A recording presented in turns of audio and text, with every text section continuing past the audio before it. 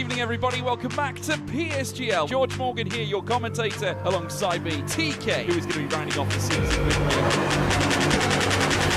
Down the inside, absolutely impossible scene. This is for the win between these two. I'm on the edge of my seat. He needs to get it done now. Blakey will dive to the inside. We're robust. We got our elbows out.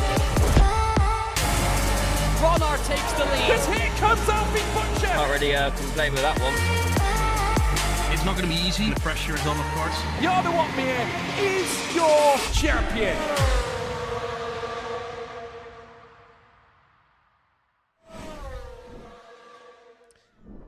Hello, good evening, and a warm welcome to you. Welcome back to PSGL PC F4. Well, actually, this is a kind of a combination of F4 and F6, but more on that a little bit later. My name is Frostbreath, aka Rob. I'll be your commentator once again tonight, and this time alongside me, it's been a long time since we've commentated together. The last time was somewhere in June, I believe, for the 24-hour charity. It's Nathan Richards. How are you doing? I'm doing perfectly well. Thanks, Frostbreath. Great to be back with you again in the commentary box and also back in F4. It's been a while since I've been here, so great to see a couple of familiar names that I've not commentated on for a very long time. And of course, with the introduction of F6, a couple of new names as well, so it should be a decent evening of racing, hopefully. Yep, I'm really looking forward to see what they can do here in the F40. Of course, F4 is a little bit higher up there than F6. F6 also normally doesn't get streamed, so they'll definitely be happy to see themselves driving around here on the YouTubes. We're driving around this week in Brazil, actually, and we both already agreed, Nathan, that this is a brilliant track to race on. Yeah, certainly is. Love the track. It's one of those where you can go side by side in pretty much every corner.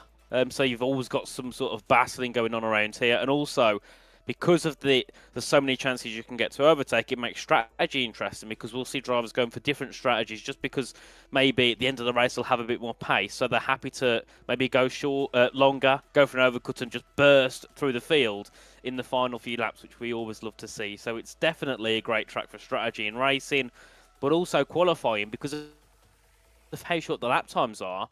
Always so close, and you never really know who's going to go and take pole. Yeah, exactly, and that is going to be crucial tonight, potentially, especially for Scott Holmes, our championship leader. But first, a little bit of a look at the last week's race results. That was in Saudi Arabia. A race Hyper and me feared was going to be a little bit boring, but it actually was anything but boring. It was actually brilliant to watch.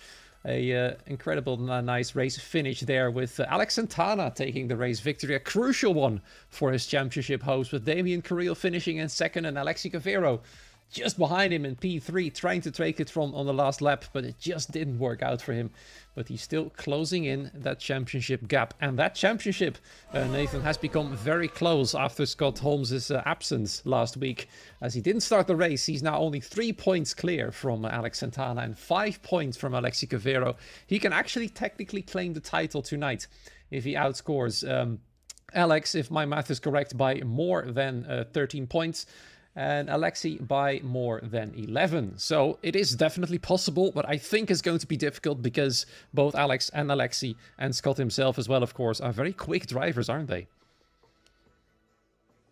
Yeah, certainly. I know all three of those names. Scott came over from PS or Xbox, one of the two consoles, and he was a very quick driver.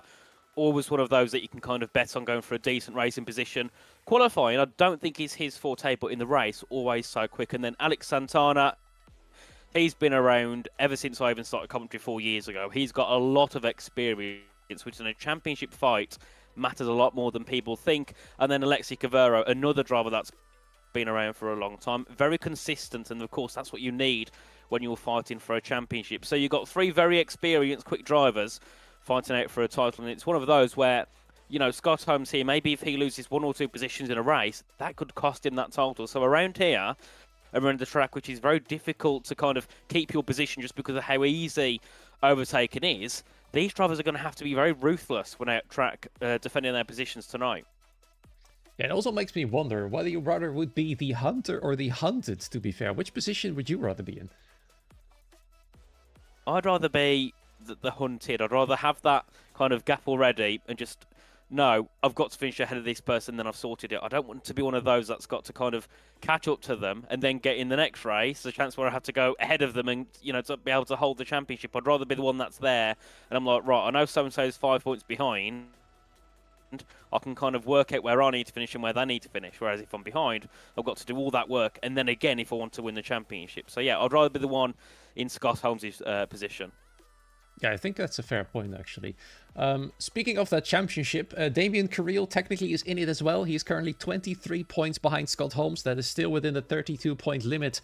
That's the amount of points that can still be handed out. Actually, it's 34 points that can still be handed out. So technically, every driver, all the way down to P7 or P8, actually. No, it's actually P7 is still in the championship hunt because Lucas Shea, of course, is no longer in this tier. Lewis Bloor hasn't started a race in a long time now. Last race he was in Mexico, and he's already got 5 DNSs, 34 points behind. That is just on the limit, and that means he's out of contention because he doesn't have that 3 race victories that Scott has. So all the way from Felipe Sousa upwards, still technically has a shot at the title, but they are going to have become seriously lucky. So it's pretty much a 3-way fight all the way till the last race. Unless Scott Holmes can pull off something special and the other two are going to be seriously unlucky, they'll be going to the final round. We'll also be heading to the track in a moment's time to see what's going on with the weather. The sun is setting, as you can see right here on the screen now. 19 drivers are currently waiting to get going. You can see on the left side some names from F6, for example, Joaquin Wigley, Tom Wolfram, Nico Rassenberg, I believe Carano Richel, Hugo von Bon, let's see, Inversizo and Drastic Blaze, I think, are the drivers from F6. Am I missing someone? Adam Schimmer as well from F6, isn't he? Yeah, you're absolutely right. And Anton Chebatarov, but I don't think Anton is here tonight. He was invited, but is not present. Either way, that's the drivers in, and that's going to be interesting. I wonder if any of these F6 drivers is able to get faster than any of the F4 drivers. I'm looking forward to that one. I think the good thing about this track is, like we said earlier, so close the gaps are always. I mean, the top 10 can be like 2 or 3 tenths max around here in most tiers, and I think with the fact F4 and F6 aren't really that far away in terms of skill level. I mean, you look at this grid here and you wouldn't be able to tell that there's 3 divisions apart in these 3, you know, in this whole grid. So I think the good thing is we are going to see some of the F6 drivers be up there. And if they can prove they can race in F4, heading into next season, that's another way for them to try and promote themselves, maybe into F5 or even to F4. So it's a big opportunity for some of our F6 drivers. And also, Crips in the chat, big thank you to him for bringing our F6 drivers into F4. So we went from a grid of 11 to a grid of 19. Otherwise, it would have been a very, I suppose you could say, boring race, because it would be like the first 3 or 4 laps, everybody'd end up breaking away, and you'd have like 6 different races of 2 cars. Yeah, I had a bit of a mixed feeling about only 11 drivers initially, because the most important drivers for the championship were going to be there, regardless of the number of drivers present. But then again, even if they were if all 3 of them were there, it was going to be indeed a little bit of a boring race, because 11 drivers, only one of them won't score a point. You know, it's always better to have more drivers than to have only a few, even when the championship contenders are present. So this, I think, was a great idea. Also, like you said, for the F6 drivers to promote themselves and make themselves known here a bit higher up there in the tier list. A few drivers on their way as we speak. Alessandro Finn, for example, we're watching him for quite a while now. Headed through Sector 2 at the moment and about to finish it right there. Let's see how fast he's going to go right there. 51.105, not too bad for a banker lap. And then through the final proper corner, then flat out all the way to the line. A few drivers behind him and ahead of him. There's a lot of drivers out on track. Only 2 or 4 actually are still in the pit lane according to the timing screen on your left. And the first lap time, a 6.9. And I'm very certain that's gonna go an awful lot faster later down this session. Indeed, as there we go, Scott Holmes, our championship leader, goes to the top of the timings by over 3 tenths now to Alessandro Finn with a 1:06.613. A nice lap from Scott Holmes. Then we have Nico Rassenberg up to the line, but I think that was a double 8 lap. And then we have Alex Santana, a key lap for him, up to the line, goes second. But that's still 2.5 tenths away from Scott Holmes. And I mean, a track like this, that is not the sort of gap you want to your championship rival. Yeah, And the other rival on his way in Sector 1 at the moment, Alexi Cavero, sitting in 17th at the moment without the lap time just yet, as he powers down towards turn number 6 and 7, trying to keep the power on as much as possible, stay within the white lines. Wow, a bit of a slide there going through turn number 8. And then turn 9, try to stay on the curbs as long as possible. And then flat out once again to corner number 10. Onwards to the next sector. A few slow cars ahead. Thankfully, this McLaren moves out of the way. At the moment, it is still Alex Santana and Scott Holmes at the front row. 50.9. That's certainly faster than Alessandro Finn was. So he might be matching Alex's lap time at the moment. So far, it appears Scott Holmes is quite untouchable. It looks like he's returning to form straight away. He's won 3 races in a row before he was absent last week. And there is Alexi Cavero, just under a 10th behind Scott, but still a little bit of a distance away, I'd say.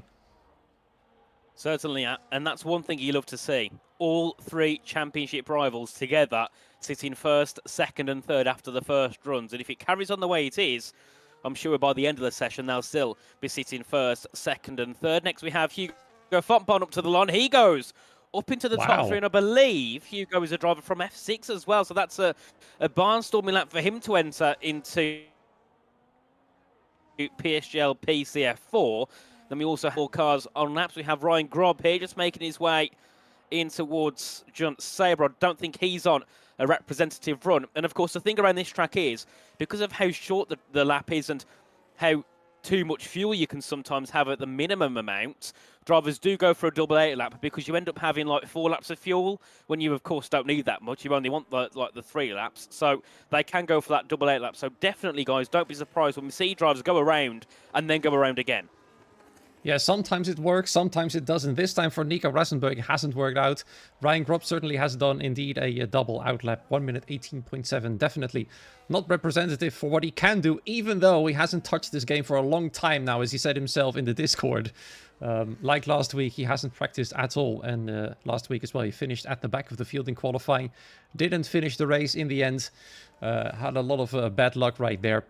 Right now, he's going to try again for another run. Damien Carril goes 3rd fastest, and Alex Santana is already down to 5th place.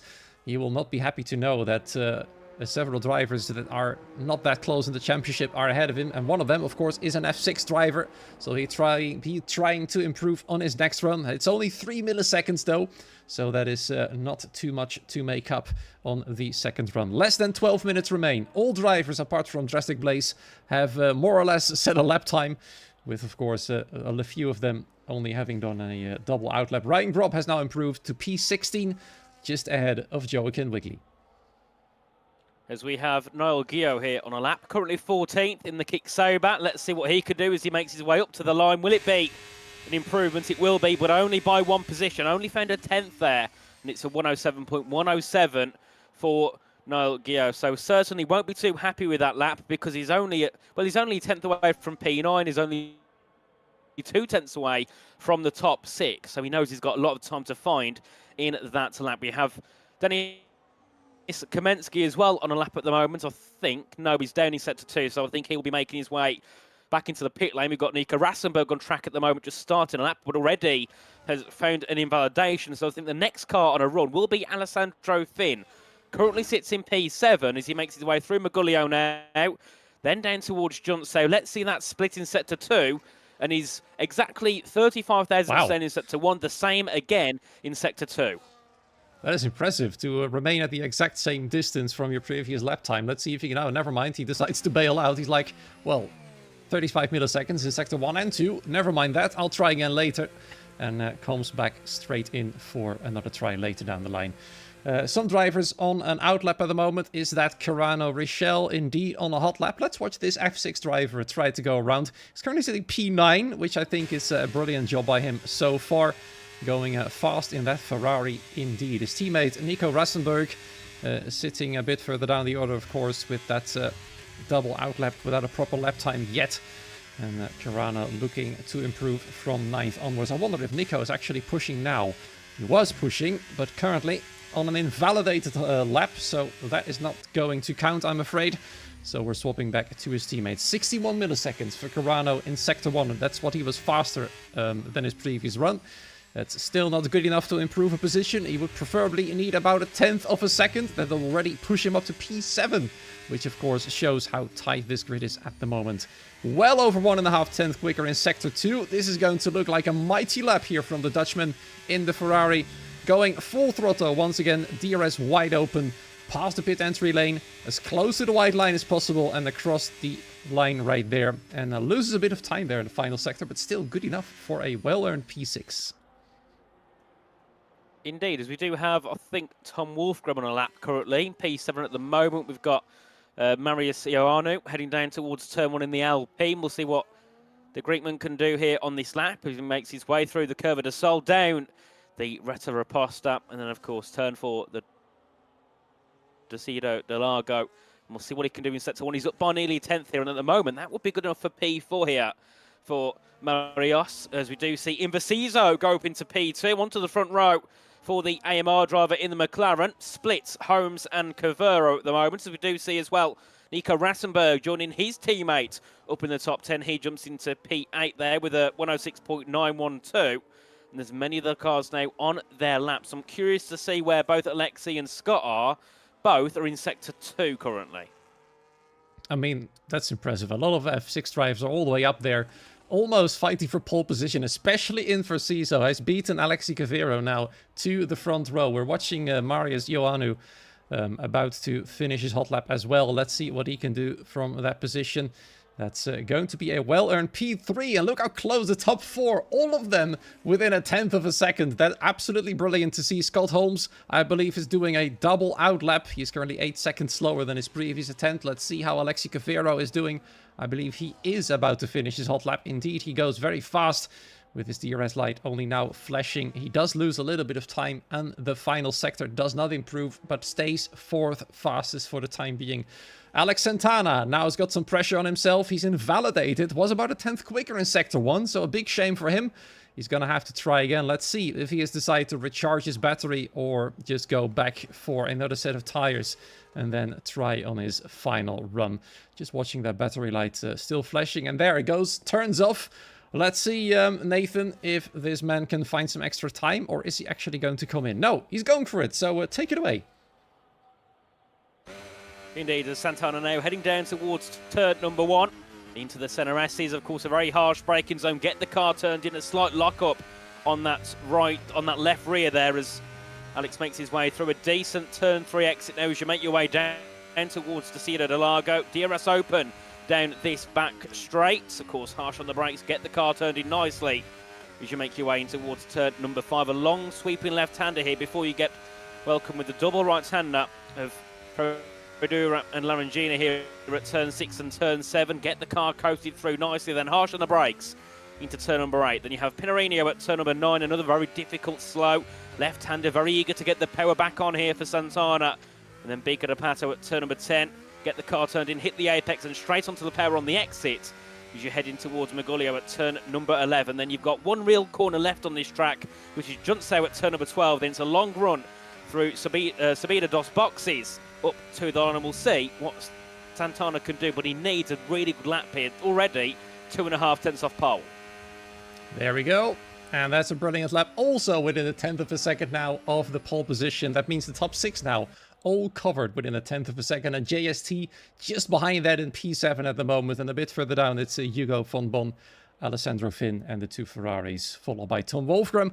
Then it's Diego Ferrer, 4 tenths behind, with Ryan Gropp, actually, despite having no practice, doing not that bad. He's ahead of Neil Guillot, and several others F4 drivers. We're just seeing if Joaquin Wigley can find some extra time here as well. We see Ryan Gropp coming in to the pit lane right here. I'm trying to find a driver that is actually pushing right now. I think Dennis Kamenzi actually is. He's rapidly approaching one of the Haas cars. 7 milliseconds quicker in Sector 2. Actually was over a 1/10 slower in Sector 1. So he's found an almighty amount of time right here in this sector. And now the final sector. Let's see what he can do there. He does go for the finish of the lap. And that does mean he does improve by about 700ths of a second and does move up into P50, but immediately goes back down to P60 because Neil Guillot finds himself a whole lot of time, about 100th of a second faster than Alessandro Finn, up to P9. So a strong effort from him to get himself into the top 10. The Master of Monaco in Brazil looking fast here as well. Certainly is. Jochen Wigley is on a lap at the moment, was up by a 10.5 in Sector 1, so certainly has a lot of time to find on this run. He's currently 1.2 seconds away from the position time, so needs a lot of time now in Sector 2. Does Jochen Wigley as we make our way through and towards Maguglio, and we'll see what that Sector 2 split will be here for the V-Carb. He's up by 4/10. And that makes me think he must have a lot of time down this back straight and up towards the line, because at the moment he's only on for a 107.4, which wouldn't be enough to get out of the top 18. So let's see, what can Jochen Wigley do? Up to the line, goes and stays 19th. And not a good lap at all, a 107.442, 40 thousandths away from 18th. Jochen Wigley here needs to find a lot of pace heading onto that final run. Yeah. The plus side, though, is that he's now a lot closer to the next car ahead. That is Drastic Blaze. But then again, the two of them are well over 2/10 clear, as in behind Adam Schumer and P17. So the both of them will have to find a magical amount of time in their final runs, which are actually approaching rapidly. I can't see the time left because there's some yellow flags going on. There we go. Just under 3.5 minutes remaining here for this qualifying. The pressure is ramping up. Alex Santana already had invalidated one of his runs in the second attempt. Had to go again with slightly more worn tires. Still managed to improve. Found some extra time. Now fourth fastest, Alexi Cavero. One of his rivals now all the way down in P6. He's going to have to find some big lap as well. Scott Holmes, still, from the start onwards, in pole position, prime position to the championship tonight. Damien Carril and Inverzizo are behind. That's some nice buffers to his main rivals, to be fair, because Alex has now got to overtake two McLarens to get close to his rival. Alex Cavero is going to have to overtake even more cars to get close to Scott Holmes. So this is going to be a thrilling qualifying finale to watch, which could potentially be decisive for Scott Holmes. Certainly, of course, Cavero down in P6, Santana up in P4, and then, of course, a couple of cars in between those guys and Scott Holmes. And the more gap in between position helps Scott Holmes even more. Of course, he is the leader heading into this race, but, of course, would love to have that gap as large as possible heading into the final round. As we do see there, Alexi Cavero up by 52 thousandths in Sector 1. But the question is if he continues on with that. We've seen before, they get through Sector 1, then decide to bail out at Sector 2 and go again for a double out lap. So we'll see here what Alexi can do as he heads into turn 9. Of course, a very tricky zone to get back on the power nice and quickly. As you're heading towards turn 10 at Bico de Pato, a nice line through there here for Cavero. And as I guess, he lifts off and will be going again shortly. Yeah, Scott Holmes has done the exact same thing, pushed at least through the first 1.5 sector of the track, and then bailed out and will now try again properly for the final time. Took us a while to slow down to recharge the battery as much as possible. Let's see on the steering wheel whether he's managed to do so. He has managed to do so indeed. Across the line he goes for his last attempt here to stay on pole position. He's got some close drivers behind. Damien Carril, Inverzizo, Alex Santana, Marius Ioanu and Alexi Cavero are all within 1/10 of a second of the pole lap time. So Scott Holmes is going to have to pull off something special here to stay ahead of all of them. 19 milliseconds is what he can get so far in Sector 1. I believe that was a bit of a twitchy moment there out of the corner. Might have been some lag from my side, I think. So far, other than that, it's looking quite stable indeed. Don't go too wide here. He doesn't go too wide. So all is well still for the man chasing his title here in F4. Alexi Cavero has crashed out! Cavero's out! Turn 5. I'm trying to get a camera angle. It's not good at all for the Red Bull. Oh wait, no, his car's moving, so he's unfortunately disconnected maybe. It could be, yeah. I'm unable to see whether people joined or left because my Windows taskbar is in the way. But I don't think he's left. He might have just retired out of frustration, perhaps. But P6 is now the best he's going to manage. JST has managed to do the exact same lap time as him. Scott Holmes goes even faster than his old lap time. And his rivals have now gone down to just one of them, with Alex Santana also 19 milliseconds quicker in Sector 1. like Scott Holmes was, but you have to find more than that. Both of the McLarens are on their way as well. The checkered flag is now fallen. Kirana Richel has gone up to P14. That's where he's going to stay as his best result for the time being. Adam Schumer improves to P16. Several other drivers are about to cross the line. Drastic Blaze, the only remaining Red Bull, goes back into the pit lane. It's one of the Alpines next to cross the line. Is that Marius Ioanu? No, that's actually Hugo von Bon. Up to P8 he goes. One of the Saubers up next. Neil Guillau's go to P10. Marius Ioanu stays P5. Then, we're still watching Alex Santana just behind one of the Williams cars. He goes back into the pit lane. Alex Santana goes to finish the lap. Can he go up to pole position? He does go to pole position by 2 milliseconds. That is absolutely wild. But now, we're still watching the McLarens go around. Damien Carril up next. Can he actually beat Alex Santana to the line? He can't. He stays third fastest.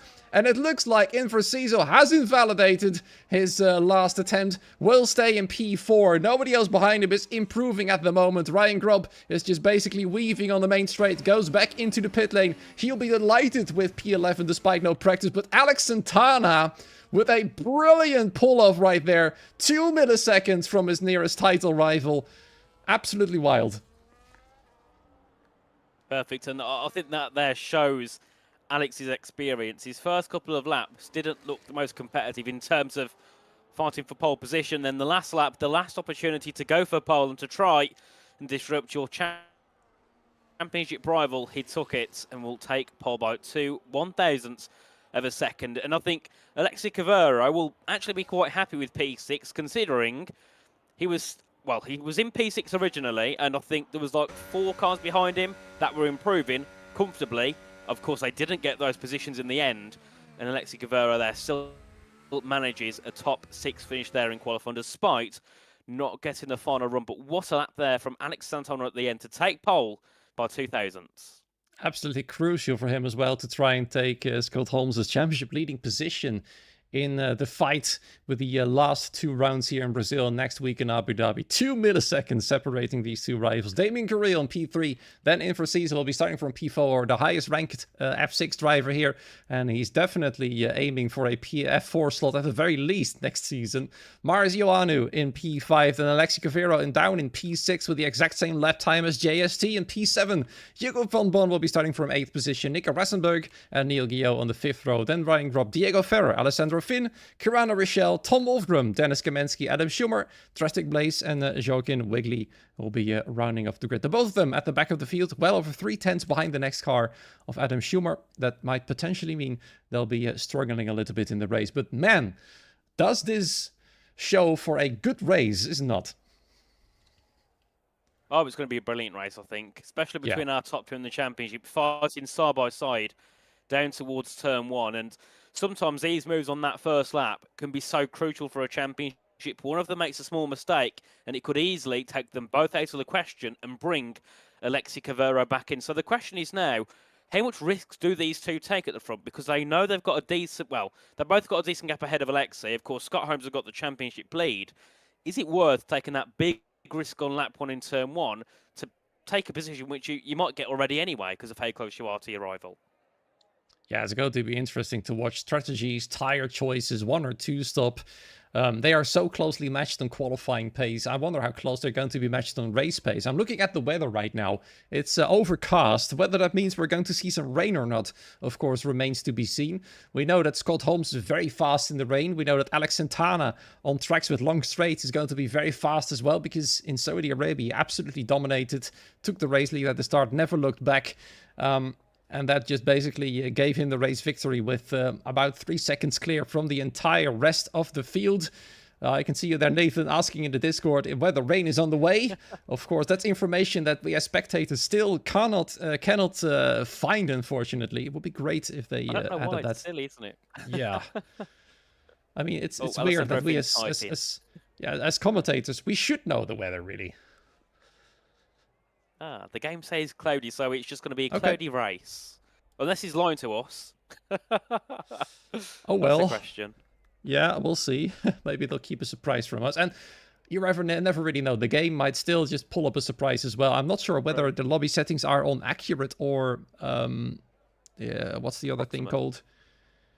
approximate. Yes, exactly. Thank you. I've forgotten the word It's a approximate. long word, just to say not, not quite perfect. Or in other terms, the game's excuse for something to go wrong and say, well, actually, it's not meant to be perfect anyway. Yeah, exactly. It's the best excuse for a word to find the weather changes right there. For now, though, we'll just assume that Alessandro is not lying to us, and the game is not lying to us either. It's going to be cloudy all the race, and that means the weather will not play a huge factor, at least as far as we are aware. Just waiting for the drivers to ready up. Look. I was going to say the tyres are looking interesting at the moment. I'm not going to name names, but there's 5 drivers on a set of the hards, and that's ranging through the field. So interesting that many drivers are going for that alternate strategy. Most are on the mediums, but I think one thing to keep an eye on is if the tyres don't change for these cars by the time they go in the grid, could be interesting with the top 2. I'll put it that way. Yeah, I just saw Carano's tire swap from mediums to hards in the pit box, so he'll certainly start on the hard tires. What? Oh wait, did they actually change in the pit box what they're actually using? Yeah, I believe so. Ah, never noticed that before. I mean, we can only see one set of tyres. Exactly, we can only see Carano's strategy. The rest is just a big guess for us. So let's see. It's a long way. Yeah, I mean, yeah, let's see if everybody else will follow. 1 or 2 stop also remains to be seen. I think a 1 stop is definitely possible if your setup is stable enough. We'll find out, though, because the lights are going to go on right now and off pretty much within 3 seconds from this point onwards. And the race is underway. Potentially a championship race for Scott Holmes. He's already got a great race start. Can he get alongside into turn 1 against Alex Santana? No, because Alex closes the door into turn 1, makes an excellent corner entry and exit as well, and retains the race lead. But Scott Holmes got a better exit in turn 2 and 3, so that's gonna be a race down the line to turn number 4. Yellow flag in the background, Neil Guillot, and a lot of chaos in the background. You can see them there, carbon fiber flying, and a virtual safety car straight away. Several groups have formed already.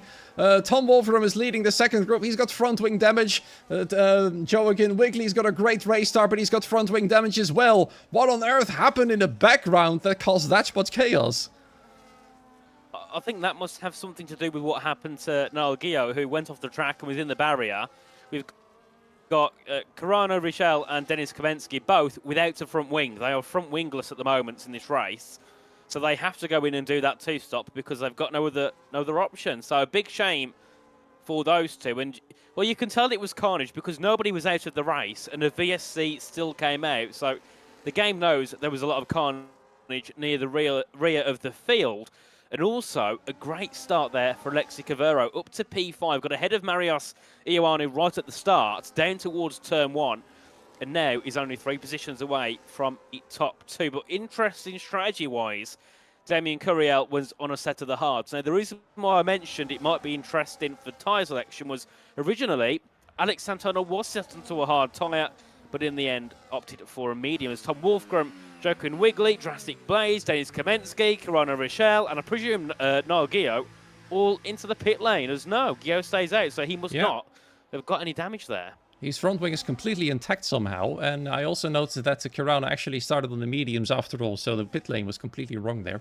Alexi Cavero was immediately on the restart, got Marius Ioanu side by side. Several cars have gone off the track somehow. The chaos continues, and this time at the front of the field as Alexi Cavero has decided to attack Infraction immediately. This is his championship on the line as well, as he needs to get past both McLarens as soon as he can to take the fight to his championship rivals. But for now, he appears to be a little bit stuck behind the McLaren right there as he weaves through turn number 9 and 10, trying to keep Marius behind because Marius is looking feisty as well. JST not too far not that far behind either, looking strong on this race start. We're now on lap 2. 5 cars have already had to swap their front wings and a fresh set of tires, obviously. Neil Guillot is behind the rest of the pack out of DRS range. That's going to be a struggle for him as well. And now we're watching this whole row of cars approaching turn 1 fast. Is somebody going to make an overtake at this corner? Marius looks at the inside, doesn't go for it. A bit too far back, I'm afraid. Goes wide, and there's JST out of nowhere with his Williams. Sorry, really deep from... Can't, yeah. I was going to say, yeah, Alexi Cavero there locked up heavily in towards turn 1, but he did the same at turn 12. And I'm starting to think here is Alexi potentially suffering from a bit of pressure here and just not quite able to lock in and perform the laps he should be doing, because he's lost a lot of time now to Invasizo, and certainly under pressure from Ioanu, JSD and Hugo Fontbon. And I think another thing to notice as well, for the cars that went into the pit lane, Drastic Blaze has chosen to go into another set of the medium tyres here. Yeah, that means he's definitely not done the pit tire change rule, so to say, where you have to take both compounds, or at least 2 different compounds in the race. That means he will definitely do another stop. Obviously, the rest on the hard tires will not make these tires last until the end of the race. They are at least doing a 2-stop, like he already said, when the safety car was still out. We're now watching the front of the field once again. Damien Carril, despite being on the hard tires, is doing a great job of keeping up to the top 2. He definitely still wants to play a little bit of a part in the championship hunt, as we see Adam Schumer and Diego Ferrer swap positions. Diego going wide, also now under threat from Alessandro Finn. I think I saw some carbon fiber flying, sorry. This chaos is far from over, I'd say. Oh yeah, certainly. I think from what we saw on lap 1, we're in for a hell of a race here, as Cavero again was looking for a move on Invasizo, but had to back out for now and not quite close enough to go for the move. But of course, for most drivers, you wouldn't be so keen on getting into 4th and 3rd so quickly, but because it's for a championship and these positions matter so much more for Alexi than they would anybody else, he's got to be making these moves early on and get ahead of Damien, who's on the hard tyres. So that's why Alex is pushing so hard. He wants to get past Invasizo, and then he can look at trying to dispatch Damien Carril, who he should be quicker than at the moment with those medium and hard tyres. But I'd say probably by lap 6 or 7, Damien isn't going to be that much slower. Might even be quicker than Alexis, so he's got to try and get him past him as early as possible here. Yeah, he's desperate for a move, loses time on the straights as Adam Schumer now goes with the fastest lap of the race, all the way down in P11. The long DRS train stays in position, but once again, Alexi Cavero gets a great run out of turn 3. This is where he's clearly faster than the McLaren, but he decides still to stick behind, tries to get a good exit again. He's just a bit too far away to make a proper dive against the McLaren there. So for the time being, he's going to have to stay patient. Hope that Infra makes a mistake or wears his tires out faster. Otherwise, he'll be remaining stuck for the time being. And Damien Carril's threat will grow ever stronger against the other drivers around him. Certainly, and we saw that last lap as well. Invasizo made a mistake at the end of this Tenerife heading into turn 3. But as long as you've got a good 10.5 gap and you use your battery, you don't have to worry about anybody behind catching up, because they're all in that train. Nobody's got any chance of going past. So as long as you get a decent exit after making a mistake, you tend to be quite fine heading down the Reta Reposta. As we head back down towards one with the lead, there's no moves on the cars this time around. The only driver close to a move would be Nico Rassenberg in P9. He's going for a bit of a late dive on the back of Hugo Fontbon into turn 1. Alpine versus Ferrari. And Fontbon keeps ahead just for now. It was... I don't think Rassenberg was intentionally going for the move, but at some point he was just alongside him and had to commit to the overtake, but had to back out into turn 2. And the Alpine stays ahead for now as they make their way through turn number 4. Looking further ahead as well, I've noticed over the past lap or two, Damien Carril's been closing up to the back of Scott Holmes quite nicely. So maybe we could see a battle here for P2 emerge. Yep, I think by this point the hard tires are already faster than the mediums, which might want these drivers to might want to consider going for a 2-stop to get the freshest tires possible. We also see Alexi Cavero still very close through the corners to Invasizo, which might suggest that he might have chosen a higher wing setup than the McLaren ahead of him. Look at that, once again closing up big time in the corners, and he's losing it all again on the straights. I'm also quite impressed, I have to say, Nathan, by Hugo's awareness of the fact that Nico was diving him in turn 1, because I saw him not committing to the apex as much as he normally would have done. So good on him for making sure that they didn't collide right there in that corner, avoiding a collision. So keep it going right there, Hugo and Nico. Great racing for the both of them so far, and looking forward to see what else they can do here. Certainly. So we're on lap 7 now with 36. So pit stops aren't going to happen just yet. I'm imagining the mediums might be in around lap 17, lap 18, as here goes Alexi Cavero. Bit of a dummy there on Invasizo, but I think has potentially made into an overtake. An opportunity into turn 8. Tries to send the move on the McLaren. who has to run a little bit deep and in the end still keep that position. But yes, as I was saying, pit stop wise, probably around lap 16, lap 17 for the mediums.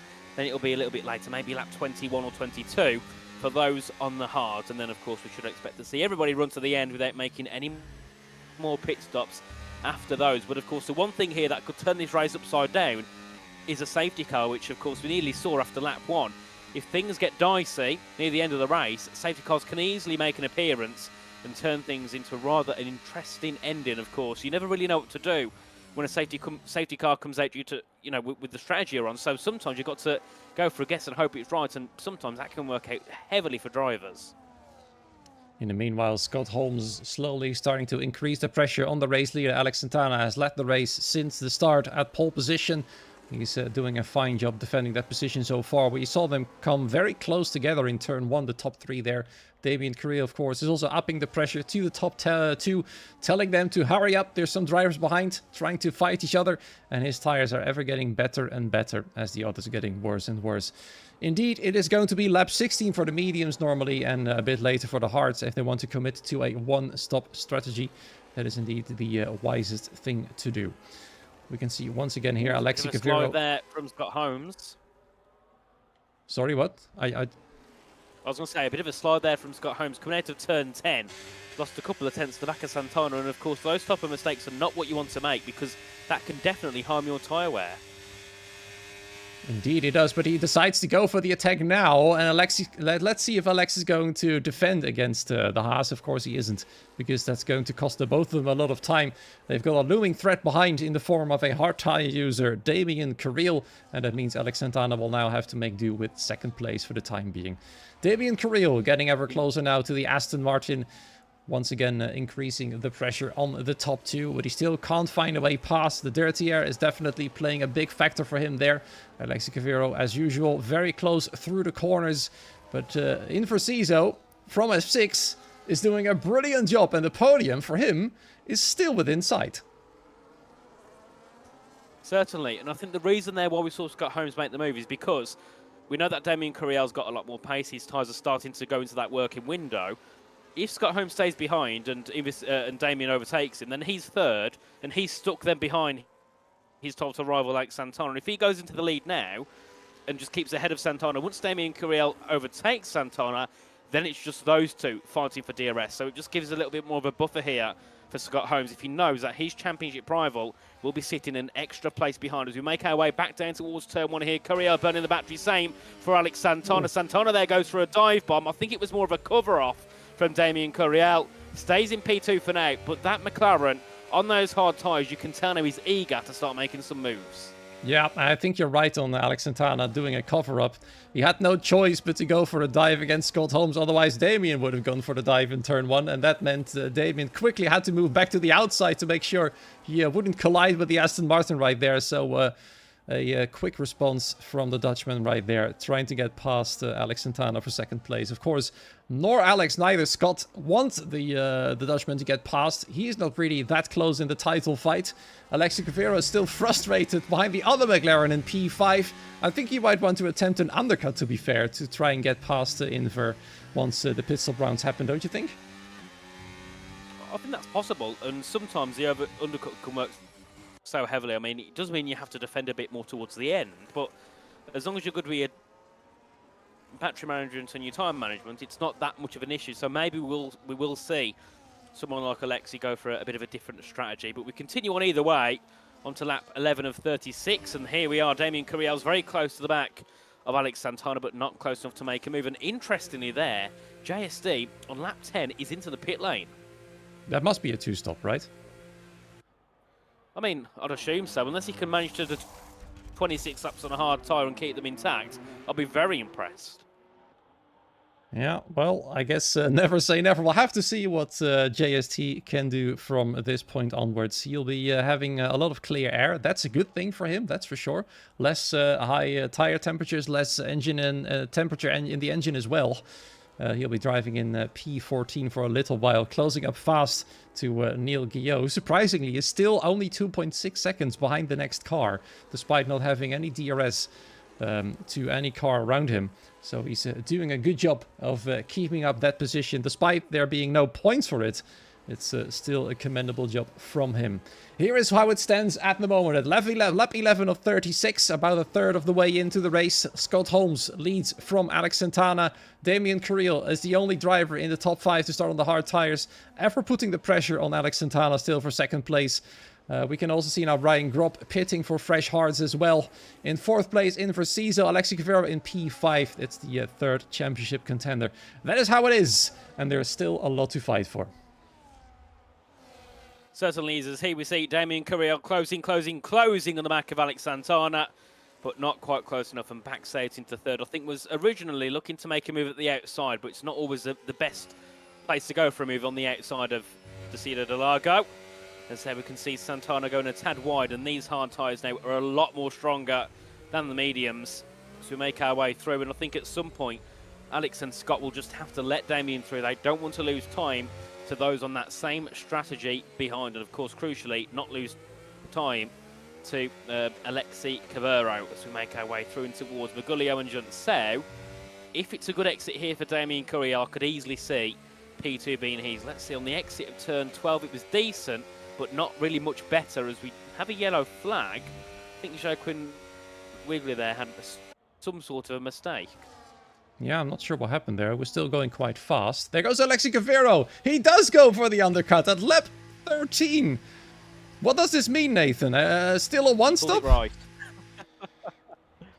Wow. I'd assume so, but it's going to be difficult, isn't it? It just depends now when the others pit. I think if lots of Scott, Alex, and Vasizo all pit like in the next 2 or 3 laps, it probably is a one-stop because they'll all be going slower to keep the tyres. But if you see the likes of Scott, Alex, and that going a lot longer, that's when that strategy becomes a bit more of a worry for Alexi, because he's got to keep pushing to keep them, you know, ahead. Sorry, to keep them barely ahead, or to even stay ahead if that undercut works magically. As we do see Cavero there ahead of Ryan Grob and jumps into P13. So the key now is when do the top 2 go into the pit lane.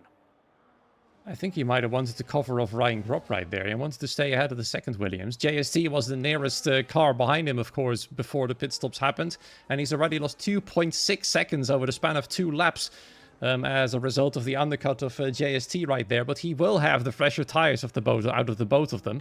Now let's see what the rest of the field does. Do they react to Alexi's undercut? So far, only Marius Ioanu seems to be going in from that group right there for a fresh set of hearts. The others carry on. Obviously, Damien does, but the rest stays out as well. Even his championship rivals, as they carry on to the mediums a little bit longer. They want to commit, I think, for lap 16, because then the hard tires will easily last the distance. Yeah, certainly. They'll do 20 laps. They'll probably do the amount that Alexi's gone on, but it's the fact of he'll be closing in on the puncture range at the end, and also he'll lose a lot of pace just due to the tyres being worn heavily. So it just depends how well he is coping with worn out hard tyres. As I'm just watching Invasizo here in P4 currently, and despite Damien being a lot quicker in terms of his tyres, Invasizo is doing a great job to keep behind him as they make their way through turn 10 and 11. And I could see a couple more of these guys heading into the pit lane soon as all. Dear me, Nico Rassenberg has disconnected. Oh, that's a shame. He was driving in P6. Of course, he was still in the original mediums, but that's going to hurt him for sure. He was doing quite a strong job in this race tonight. Now, let's see what his AI does. His AI does go for the pit stop here. To be fair, it's not that big of a deal. This is a good lap to pit. Hugo von Bon, though, does get a 10-second time penalty for speeding in the pit lane. That is going to hurt him a lot for this race. And that, of course, is not a removable penalty. That is quite painful to watch. Nico Rassenberg, though, his AI does the deadliest thing possible, Nathan. He goes to the softs. Oh, dear me. That is the worst thing that your AI could do. I think pitting's bad, but then pitting onto a soft tyre is even worse. And I think the worst part is now for Nico. His race is probably over in terms of scoring points because of that, because he's got to pit again, and he'll lose another 20-odd seconds to the top 10. And then, of course, for Hugo Fontbon, given the 10-second penalty, he's also going to drop all the way down to probably, at the moment, P16, which is not good for Hugo, considering moving from F6 to F4, did a great job in qualifying initially, and unfortunately, a minor mistake in the pit lane has cost him the potential points as we see our top 3 again, and Curiel once more closing in on the back of Santana, and the top 2 go in. Wow, look at that. And so does Infraction. He was losing DRS to his teammate. Santana broke and hit the back of Scott Holmes and has got damage on his front wing. You're kidding. Oh, wow, Well, that I is... saw damage fly off his car as he... He broke too late then. He was lucky that, somewhat lucky, otherwise he might have had a 10-second time penalty otherwise. Might have made the race even worse, but he does indeed have front wing damage to the left side. End plate is now gone missing. He slides out of the pit lane right there. Tries to stay up with Scott Holmes, but this is crucial for the championship fight as well. One of his other rivals, Alexi Cavero, is ahead, well ahead. We've got a yellow flag and a safety car! A safety car has come out for some reason. I don't know where. It's Kirano. Oh, Nico Rassenberg. He's got no front wing again. Oh, yes, it's actually Nico. Oh, dear me. Well. What? A lot of things are happening at once. I mean, that helps Damien Curiel heavily, doesn't it? But actually, absolutely. No, because he's going to have to go into mediums, isn't he? And he's going to have to do 20 laps on them. So maybe this has ruined Damien's race because everybody's going to be together. Ooh, that's true. Yeah. It was already interesting. Now it's become even more interesting. Do you think Alex is going to swap his front wing now that he has got a somewhat of an opportunity to do so? Mate, we'll see in a minute. I'm going to go on board with Alex. That's going to be interesting. I think he could do, but of course, if he pits now, he's probably going to drop down to gap to the leader, 26. He's probably going to drop down to around P13 if Santana does so. No, continues on, so it isn't too heavy for him to have to pit and lose time. As everybody continues on, of course, Ferrer's dropped down to... Oh, keeps glitching. P9.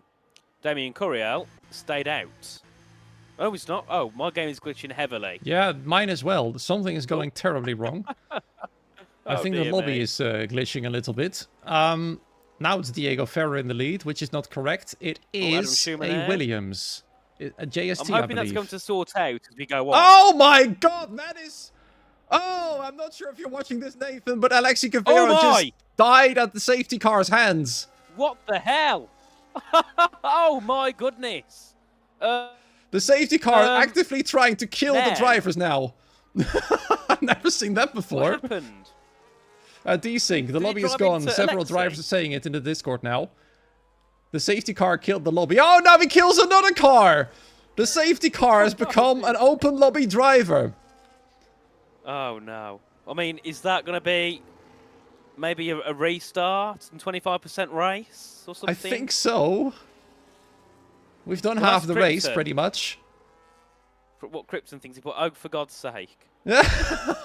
I think that's the most appropriate comment to make. Because we are literally heading on to the 18th lap, which is halfway through. So, potentially, do they go for before the safety car and then do a restart, maybe? Or 25%? Surely it's got to be a 25% race. I mean, unless they just cut it at lap 18 and just give half points out, maybe? I think 25% makes the most sense. It's halfway of 50%, and we're basically halfway through now, so it would make perfect sense to do that.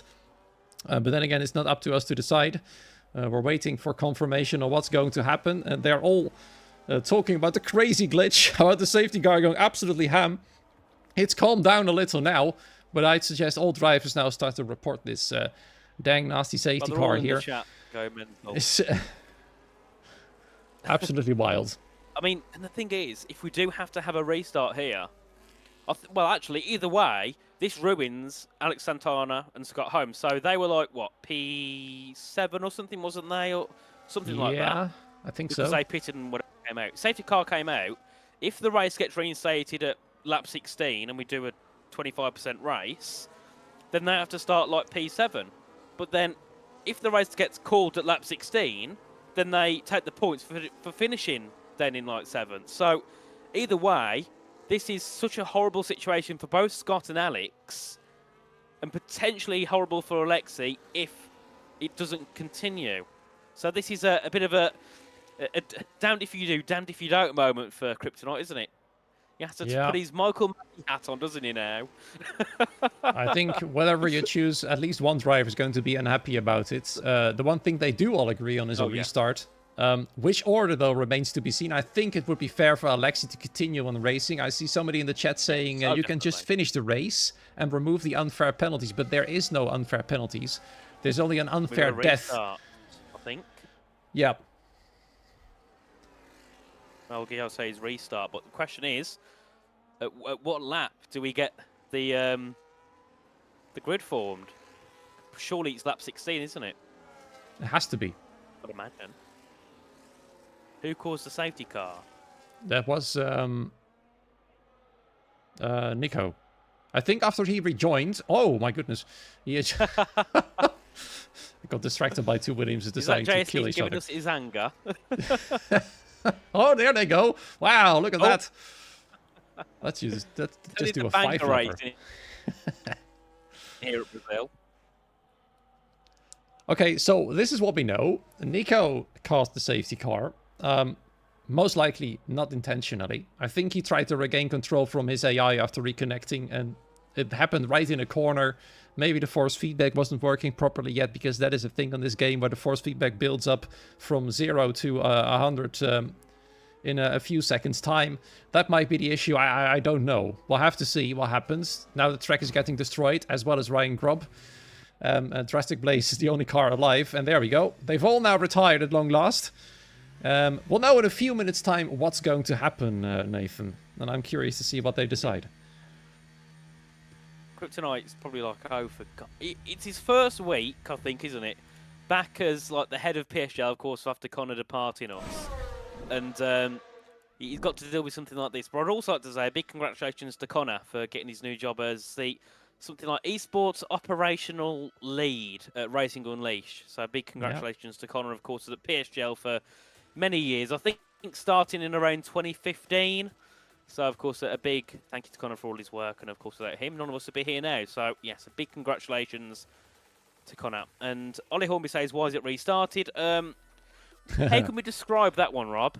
Death. The safety car I don't think decided there's to go actually a word rogue. to describe Let's keep that. it at that. Oh man, I've commentated many races now over the course of the last few years, and it's rare to see the safety car going absolutely ham. Well, I've got some news. In the rules, it isn't a 25% race. It's a full restart. So, cancel, my bad. I need to stop cutting my words out. Cancel or full restart. That's an interesting one. What do the drivers choose here? Yeah. I'm not sure if everybody's got the time to do a full 50% race start. I'm not even sure if I have the time to do a full 50% race start, to be fair. It's going to be a long night, isn't it? It's going to be a long night indeed. We'll be sitting here for until at least a quarter to 11 my time, quarter to 10 your time. DMA. Be in bed by then. Well, I probably wouldn't be, but the saying goes. Yeah, I won't be in bed by the time either, but, you know, I'd also like to do other things in the evening. But we'll have to see what happens. Yeah. People are typing in the chat right now. All we can do now is literally wait and see. What is in the procedures then, if this happens? I'm going to try and look it up somewhere. I presume it's a full restart if it's before the 50% point of the race. Okay, let's Because see. then if we did 16 laps and then 25%, you're only hitting 34 laps, aren't you? You're not hitting the full distance. Yeah, that's true. So let's Kryptonite has see. told us we've got a choice. Cancellation or we go again under 50%. So, yeah. Because it was less than 50%, we have to do a full restart. So, that means if we cancel, does it just get changed to the end? Does it get added to the end of the season? It could be as well, yeah.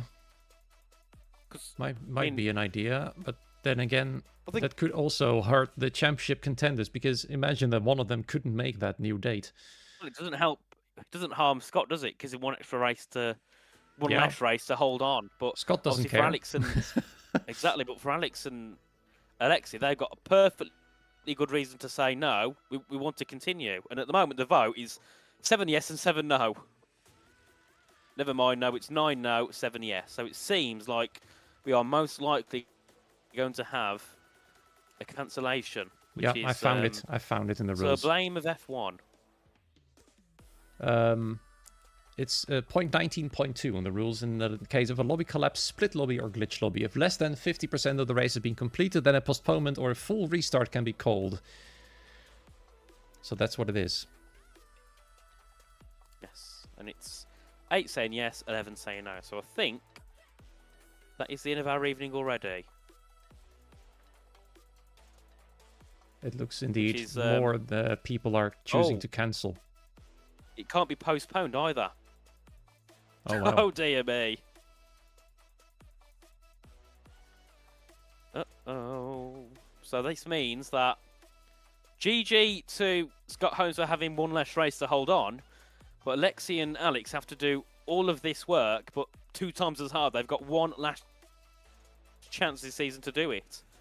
Yep, it's 11 against 9 to cancel. Ooh. Unless Krypton says, actually, you know what, guys? Cancel the vote, you're racing. I can already see several drivers saying that it's that they are not going to drive should it be another restart. Well, let's get some F7 drivers in. Already, Krypton already blasting some drivers for voting when they're not even racing.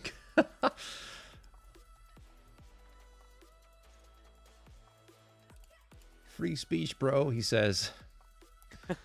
Let's see what happens. You just type decision would be good. Yeah, I probably would be wise. We're just here sitting and commentating on the Discord, basically. Yeah, literally. I don't think any of us have done that yet, have we? It's a new thing to add to our CV. Commentating and have a Discord chat. Oh, and Diego for bro, what do you mean cancel? Well, he's not happy. Yep. Dear me. It's now 8 against 11. 11 in favor of cancelling. So yeah, that's 11 is still the majority out of 20 anyways. So yeah. I'm looking here and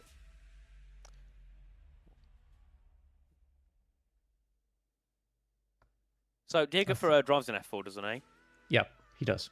Yeah. 1, 2. So 3 said yes from F6, and the others from F6 there we said go. no. Confirmation. Oh, there we go. It's cancelled. Well then. There we are. An evening Fascinating. Yeah, I mean, it was still brilliant to watch up until that point, and I absolutely found it hilarious how the safety car literally just drove into other cars. It was like turning left when a car went to the left side and turning right when a car went to the right side. But basically just like it decided to go for an open lobby strategy or something like that. Yeah, we've seen things we've never seen before. Yes. But this is what it is, viewers. It's cancelled, and that means the championship does indeed carry on till next week in Abu Dhabi. That's going to be interesting. The gaps remain the same, therefore 3 points to let's quickly grab the standings before we say our goodbyes. It's 3 points to Alex Santana from Scott Holmes and 5 points from Scott Holmes to Alexi Cavero. And that also means they are now the only 3 drivers officially remaining in the championship. With only 1 race remaining, it means Damien Curil can no longer catch up to the leader with 23 points behind, nor can Chenikinchi, nor can Thomas Laminen or Philippe Sousa. They are all out of contention. That means, well, at least it will be exciting next week, that's for sure.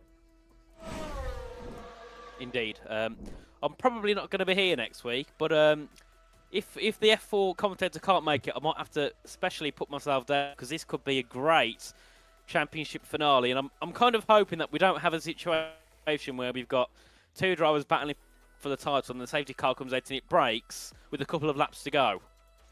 Because that would certainly take us back, wouldn't it? Yeah, exactly. I mean, I wonder what happens if that race gets cancelled. That would make Scott Holmes champion by default, more or less. Yes, it would. But I mean, that'd be a way to win a championship, wouldn't it? I mean, I don't think you could even be. Would you even be happy at the initial moment? You'd be more like. I don't think he would be happy about it, to be fair. You? Yeah. I think nobody wants to win a championship that way, really. Anyway, So, yeah, I mean, I've got nothing else to say. yeah, me neither. It's that's all there is to say really about this strange race tonight. Yeah, apologies about this abrupt ending to the F4 race. The F6 drivers will probably be disappointed as well. They had a good opportunity to show their skills, and I think several of them actually have done so with some brilliant performances in qualifying and the race as well. Infraction is the one that stood out for me tonight from F6, so good job on him. But that's it from us, really. Thank you so much for watching and staying with us through the chaos here in F4. Have a great morning, afternoon, evening, wherever you are. We'll see you next week. Same place, same time for the season finale in F4. Until then, goodbye.